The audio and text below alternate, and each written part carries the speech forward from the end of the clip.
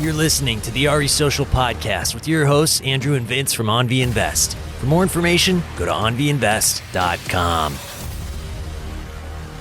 What's up, you guys? My name is Andrew, and this is Vince of OnV Invest. Today, we're just going to talk about how to get involved in real estate, and specifically... 2 ways. There's only 2 ways. 2 ways to get involved in real estate. So we're going to kick it off with the first way.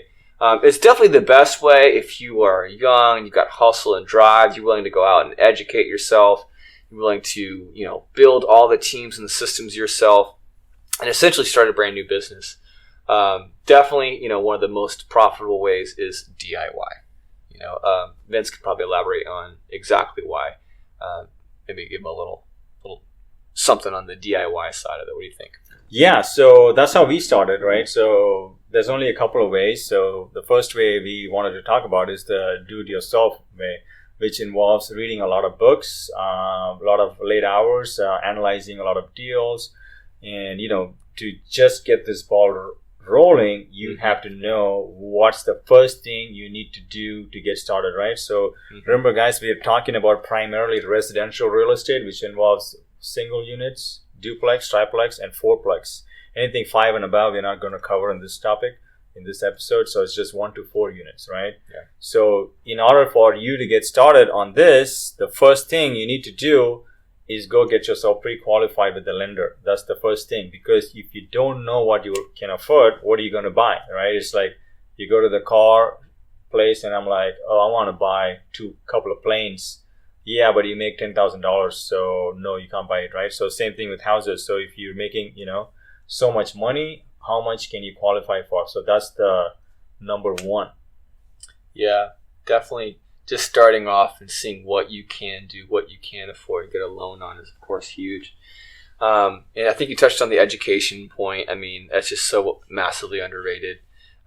Reading as much as you can, mentorships is huge. Finding people who have been doing it successfully and just picking their brains. We are some of those people.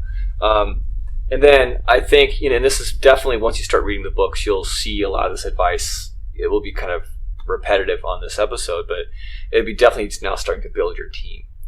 Starting to reach out, figure out your team of, you have to vet contractors, you have to vet handymen, you have to vet the property management, real estate agents, wholesalers, lenders. It's a lot, but that is the team, and a lot of books talk about. So you're gonna need to go in and learn to interview people, learn the questions to ask, and that will help to determine, how successful you are ultimately is the management of your property. And without the team, you literally have nothing. You can't do it all yourself. You can't lend on it. You can't be your own realtor on the first. You can't do all this stuff. You got to find the rock stars, and that is definitely one of the harder parts, I think. Yeah, so to piggyback off what Drew's saying is when we talk about team, it's not like a W-2 job where you're really good at, doing Excel and you could just do that your entire life and be successful at it, right? Real estate, unfortunately, and fortunately, is a team sport. Like you need different people to do that. So that's the first thing I talked about is a lender, right? So if you work with Bank of America, a mortgage broker, someone, get yourself qualified with the money you make, and then you could qualify for a house or a duplex, right? So remember, if you get a duplex, triplex, you can also use the rents that's coming in from the other units as income as well. They take 75% of that. So that's good. The next thing is you need to have a realtor. So you need to go get a realtor, and then who knows the area where you want to invest. Even before this, you got to vet the area, which area you want to go. So you got to know how to analyze deals. Do you know how to look up population growth? Do you know how to look up how the city.gov data is? Is there a lot of crime in that area? Is new employment coming in? Are people leaving the city? Are people coming in? Is Amazon coming in? Are they closing shops? So you need to know all these things. Then you got to go get the general contractor, make sure they know how to do the repairs. You need to go get a property management. It's a lot. So that's just the start of what you have to do to get started in something. Yep. And then I'd say once you close on the deal, once you've gotten over your analysis paralysis, as they say, and you've got into something, so now what you got to do is you got to learn how to jump through all these little hoops and stuff, because no transaction is ever clean.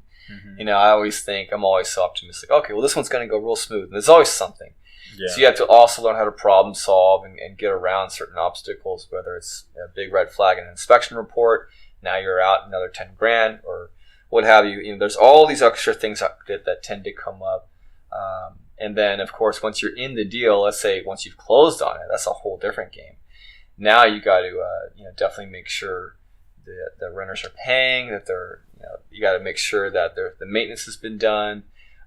You've got to, if you've got a new unit, you got to rehab it either yourself. And most people do end up, at least when I've talked to, they end up just, rolling up their sleeves and learning to paint. That's what we did. Yeah, we did it. We still do it. Yeah, still do it. Yeah, I kind of enjoy it. Depending on the cash flow situation for the month, we either become the gardener, or the guy who writes the check. Yeah, totally, exactly.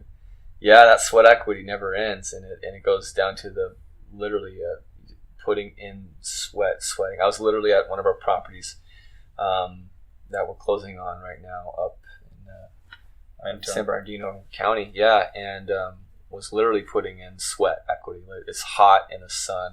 Even though it was November, October? It was really hot that day. But we're out there laying down concrete. Dude, it was a lot. Doing gutter work. For some reason, every spot we had to work in was in the sun. But I love it though, and that's kind of all part of it. I mean, ultimately, it's going to get to the point where there's just no way I can afford. If you're listening to us on Spotify, Andrew is super white and from Kansas. Yes, so the sun, it does not look upon him very good. That's funny. Me, on the other hand, I'm from India, but I chose not to do any work outside. And I do all the numbers. Yep, that's right.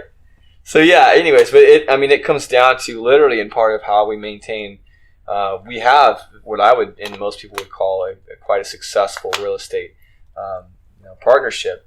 And we're still out there literally putting in constant work, and managing all these additional units that we have. And then rebuilding the team, going through this whole process again and again for every new area you go into. So that's also part of what you have to think about whenever you venture into a new area, whether it's like we are in Atlanta, we were up in the IE now, we're up in Bakersfield. And so those are separate pockets of teams for each new area. So all that process starts all over again. And then you have to overlook and oversee all that. And your job's not done when you have property management. You now have to manage the managers. It's babysitting the babysitters, essentially. So, so that's, talking about property management, you're talking about repairs. CapEx. CapEx is anything bigger than a repair. Like you got to change the carpet, a turnover. There's vacancies in the house. There's, are people paying rents? Is the tenant a good tenant? Are they killing people on the side? It's just like, are they stealing babies? You got to make sure they're all good. And then you got to constantly see if these things are kept up to par. Otherwise, rents won't come in. There's more repairs. There's a water leak they didn't take care of. Now the house is flooded. Now you're out 20 grand. You have 20 grand in your account just sitting around because your house will get flooded at some point. Right. So these are hard questions you need to know. And that's part of, the secret really is, and they say it in a lot of the books and stuff, is you make your money on the deal, on the purchase. Is, if you're running your numbers right, like Vince does, it's a matter of now being conservative and putting away certain percentages for vacancy, for CapEx, for all these things. So you've got to build all that into your numbers as well, and then still, make an attempt to cash flow, which is doable. If a couple guys like us can educate ourselves and attack it and stay with it and figure it out, anybody can really. But, you just got to be willing to put in a lot of hustle and time and literal sweat sometimes in terms of equity. And so something we definitely encourage, anyone to do for sure. Just know that it's big undertaking, and most people quit and or lose a lot of money on their first deal. So there's just, and all the books say that too. All the books were saying all these things that we're saying now. And we didn't believe any of it. And we were like, nah, we're special. We are better. But I'm glad we've muscled through it and learned a lot, and we're successful with it now. So I do want to kind of segue, I guess, now that we've kind of talked about DIY pros and cons. Let's talk about the overall pros and cons of, I guess, the second option, which is partnering with experts. So I guess I'll kind of let Vince take off with this one. Pros and cons wise. So pros and cons wise, the DIY, the first one we just talked about. The pro is you keep 100% of the property, right? And then you own 100% of it, and you're liable for 100% of all the profits and losses, right? So the con is you are liable for 100% of everything on that property, which will go wrong, right? So that is the biggest con, which is also the pro, right?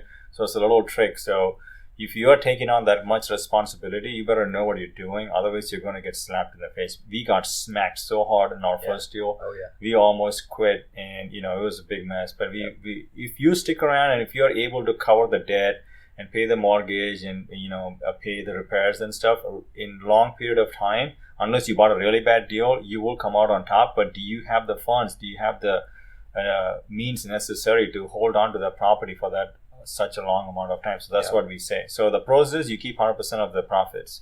The con is you can lose it. So now let's go to the second part is partnering with someone who knows what they're doing, right? For example, let's say you have 50 grand and then your uncle, who's your mom's brother or your dad's brother, who's been doing real estate his entire life, right? Is it better for you to partner with him and do your first deal, or is it better to do it yourself? I would say do it with your uncle because he knows everything, right?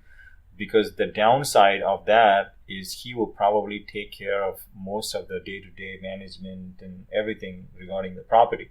So it's always going to be a better choice for someone who's a newbie.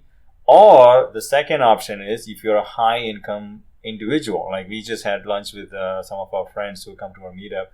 And they make good money, and so does some of my cousins, my sister, my brother-in-law, right? So for these kind of people, individual families, it is not in their best interest to go around spending 2 years trying to figure out how to fix the toilet and hire contractors because they make so much money. So for them, it actually is beneficial to partner with someone like, if you make lots of money, you can go into syndications like Grant Cardone, Joe Farrell. They got all the big dogs. You need to make 200 grand a year, or you need to have a net worth of over $1 million outside of your primary residence.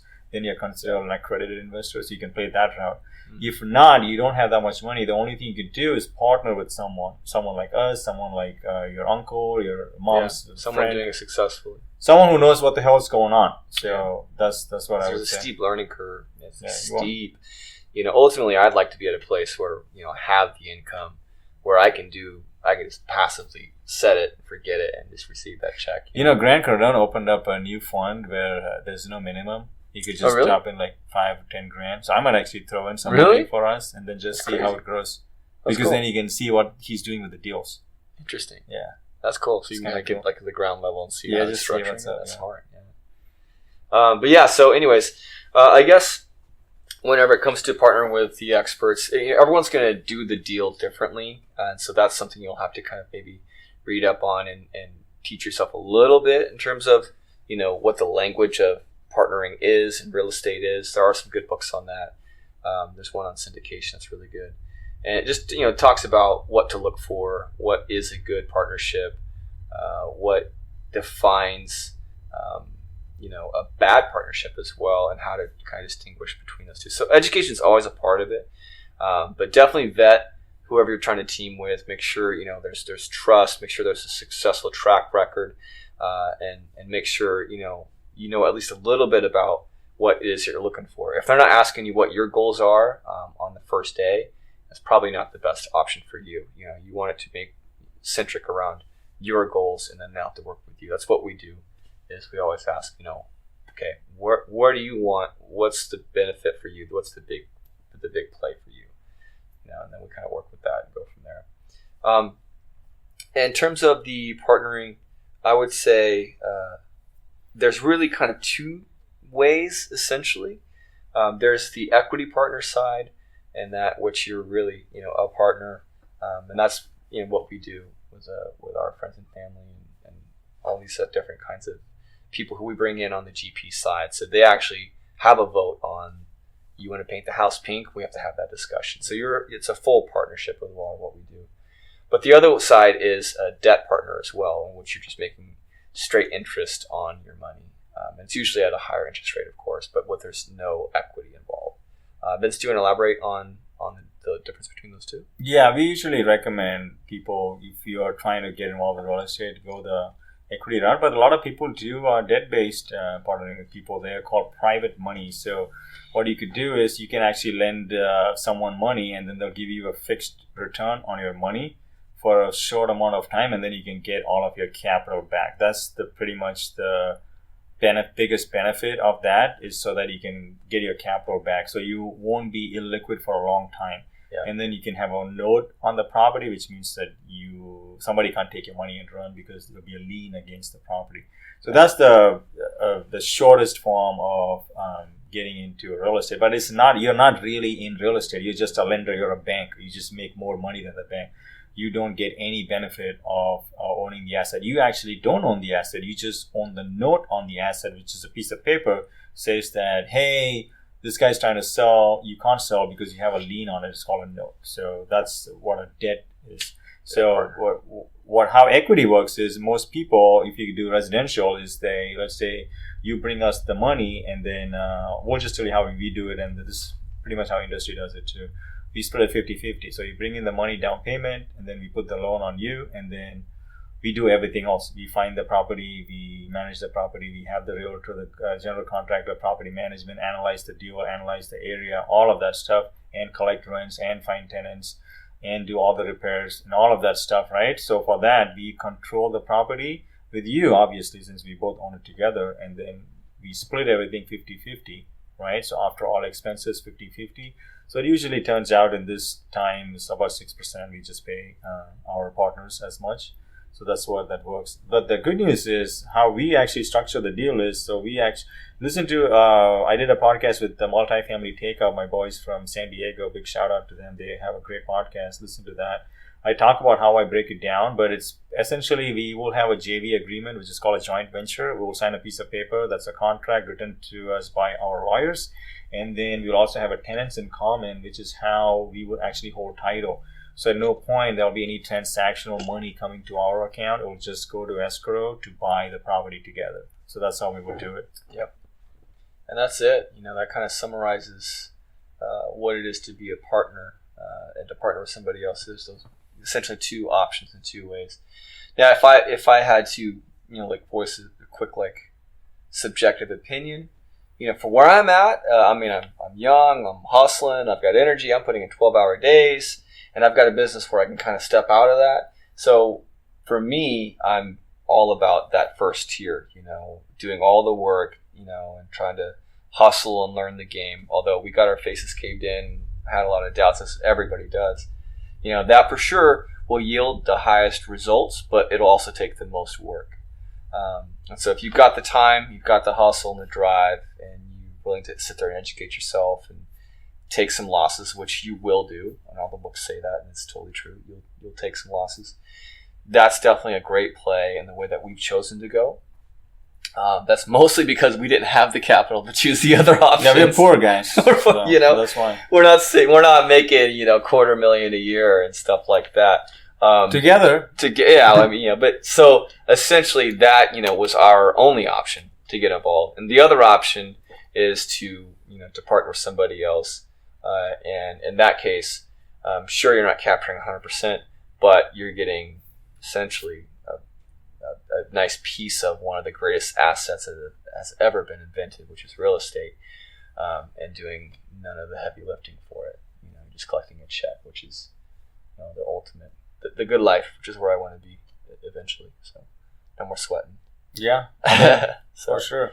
Yeah. Is there any else that we want to end on? Anything that you want to kind of say to wrap this particular podcast video? No, I would just say, we always like to close with one thing that we would want to do. So I would say one thing is, after listening to this episode, is take action. Either, we don't really care. We already have some, funds tied up to do the next few deals. So it doesn't matter to us, but it does matter to you. So we would recommend that you go find what it is that you want to do. Either do it by yourself or give your uncle money or, call us, figure out something, but do something because, it's, the traditional route of, working for someone for 40 years, it's not working. Yeah. Just start. Some of the first few people that I met here and when I moved to California, their parents, were multimillionaires and just really sweet people and very, very generous. And it's very inspirational for me. And I'm a big history buff. I like to learn how things happen, what happened. And, so I picked their brains a little bit, and they all either own their own business or own real estate. And I think almost all of them own real estate. And so what we're doing now is no coincidence. This is for us, the path forward, whether it's, debt partner, equity partnering, or DIYing it. Any way in which you get your foot in the game or start getting your money to work for you, this is what they're talking about when they say work smarter, not harder. And that's exactly what this whole podcast is really about. So. Also, when you do partner or do it by yourself, don't forget the tax benefits as well. There's a lot of tax benefits. You can write off your food, mileage, car bills, phone bills, all kinds of stuff, air tickets and stuff. So tons of benefits. So if you guys have any questions for us or comments, if you're watching this on YouTube, you can just put them below. Or you can find us at onveinvest.com. You can directly message us there, ask us questions, make requests for maybe upcoming videos and content, and even on the podcast here. And then you can also find us on Instagram or Facebook, onveinvest, so at ANVI Invest. All right, this has been Vince and Andrew from onveinvest.com, and we'll see you guys in the next episode. Thank you.